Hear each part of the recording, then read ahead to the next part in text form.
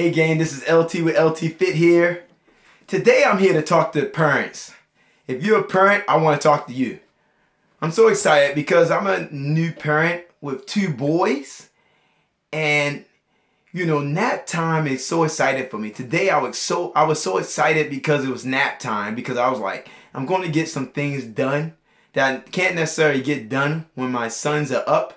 But because they're taking a nap, I just got overly excited today, more excited than usual, because I know it was things that I really need to get done, like this video. I just need to get it done, but I can't get that done while they're up running around and just need my attention.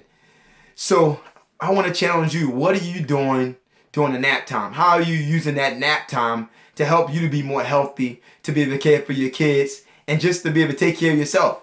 So are you eating healthy? Are you meal prepping? Are you working out? Are you even taking a nap? Because that's good for recovery as well.